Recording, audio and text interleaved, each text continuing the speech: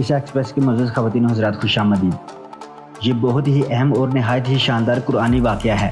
اس واقعہ کی وجہ سے قرآن مجید کی اس سورہ کا نام سورہ بقرہ یعنی گائے والی صورت رکھا گیا ہے۔ اس کا واقعہ یہ ہے کہ بنی اسرائیل میں ایک بہت ہی نیک اور صالح بزرگ تھے اور ان کا ایک ہی بچہ تھا جو نابالغ تھا۔ ان کے پاس فقط ایک گائے کی بچیا تھی۔ ان بزرگ نے اپنی وفات کے قریب اس بچیا کو جنگل میں لے جا کر ایک جھاڑی کے پاس یہ کہہ کر چھوڑ دیا کہ یا اللہ، میں اس بچیا کو اس وقت تک تیری امانت میں دیتا ہوں کہ جب تک میرا بچہ بالغ ہو جائے۔ اس کے بعد ان بزرگ کی وفات ہو گئی اور بچیا چند دنوں میں بڑی ہو کر درمیانی عمر کی ہو گئی اور بچہ جوان ہو کر اپنی ماں کا بہت ہی فرمان بردار اور انتہائی نیکوکار ہوا۔ اس نے اپنی رات کو 3 حصوں میں تقسیم کر رکھا تھا۔ ایک حصہ میں سوتا تھا، ایک حصہ میں اللہ تعالیٰ کی عبادت کرتا تھا اور ایک حصہ میں اپنی ماں کی خدمت کرتا تھا۔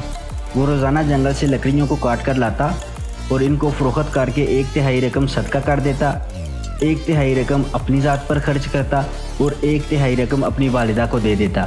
ایک دن لڑکے کی ماں نے کہا کہ میرے پیارے بیٹے، تمہارے باپ نے میراث میں ایک بچیا چھوڑی تھی جس کو انہوں نے فلاں جھاڑی کے پاس جنگل میں خدا تعالیٰ کی امانت میں سونپ دیا تھا۔ اب تم اس جھاڑی کے پاس جا کر یوں دعا مانگو کہ اے حضرت ابراہیم، حضرت اسماعیل اور حضرت اسحاق علیہ السلام کے خدا، تو میرے باپ کی سونپی ہوئی امانت مجھے واپس دے دے۔ اور اس بچے کی نشانی یہ ہے کہ وہ پیلے رنگ کی ہے اور اس کی خال اس طرح چمک رہی ہوگی کہ گویا سورج کی کرنیں اس میں سے نکل رہی ہوں۔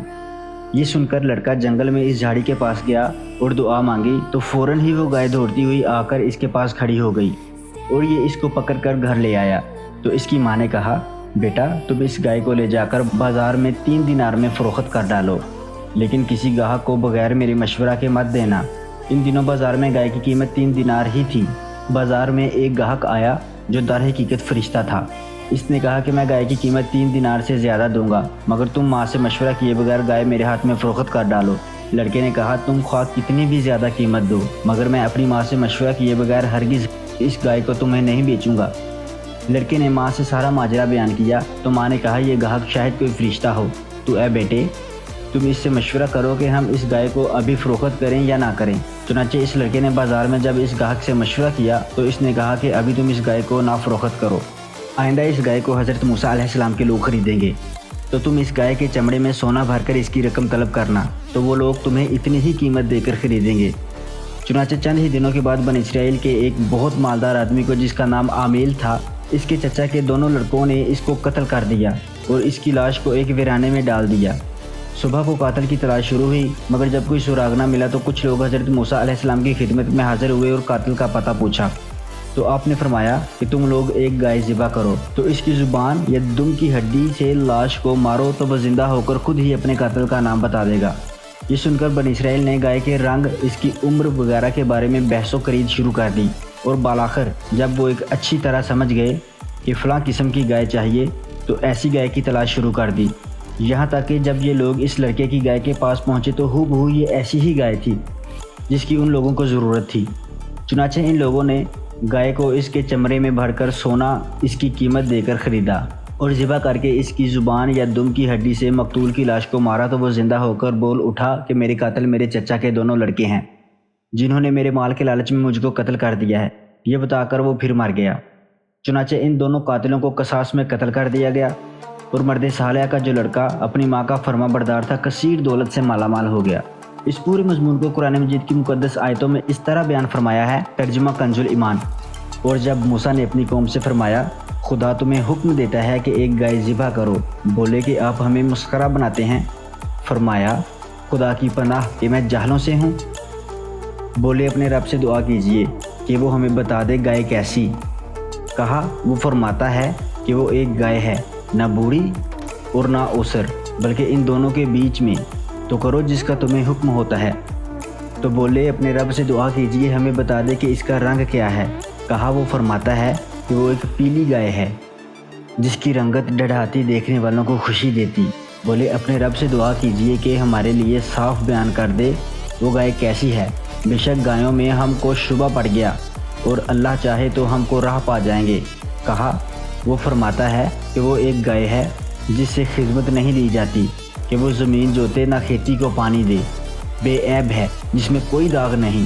بولے اب آپ ٹھیک بات لائے، تو اسے ذبح کیا اور ذبح کرتے معلوم نہ ہوتے تھے اور جب تم نے ایک خون کیا تو ایک دوسرے پر اس کی تہمت ڈالنے لگے اور اللہ کو ظاہر کرنا تھا جو تم چھپاتے تھے۔ تو ہم نے فرمایا اس مقتول کو اس گائے کا ایک ٹکڑا مارو، اللہ یوں ہی مردے جلائے گا اور تمہیں اپنی نشانیاں دکھاتا ہے کہ کہیں تمہیں عقل ہو۔ اس واقعہ سے بہت سی عبرت انگیز اور نصیحت خیز باتیں اور احکام معلوم ہوئے۔ ان میں سے چند یہ ہیں جو یاد رکھنے کے قابل ہیں۔ خدا کے نیک بندوں کے چھوڑے ہوئے مال میں بڑی خیر و برکت ہوتی ہے۔ دیکھ لو کہ اس مرد صالح نے صرف ایک بچیہ چھوڑ کر وفات پائی تھی، مگر اللہ تعالیٰ نے اس میں اتنی برکت عطا فرمائی کہ ان کے وارثوں کو ایک بچیہ کے ذریعے بے شمار دولت مل گئی۔ اس مرد صالح نے اولاد پر شفقت کرتے ہوئے بچیہ کو اللہ کی امانت میں سونپا تھا، تو اس سے معلوم ہوا کہ اولاد پر شفقت رکھنا اور اولاد کے لیے کچھ مال چھوڑ جانا یہ اللہ والوں کا طریقہ ہے۔ ماں باپ کی فرما برداری اور خدمت گزاری کرنے والوں کو خداوند کریم غیب سے بے شمار رزق کا سامان عطا فرما دیتا ہے۔ دیکھ لو کہ اس یتیم لڑکے کو ماں کی خدمت اور فرما برداری کی بدولت اللہ تعالیٰ نے کس قدر صاحب مال اور خوشحال بنا دیا۔ خدا تعالیٰ کے احکام میں بحث اور خرید کرنا مصیبتوں کا سبب ہوا کرتا ہے۔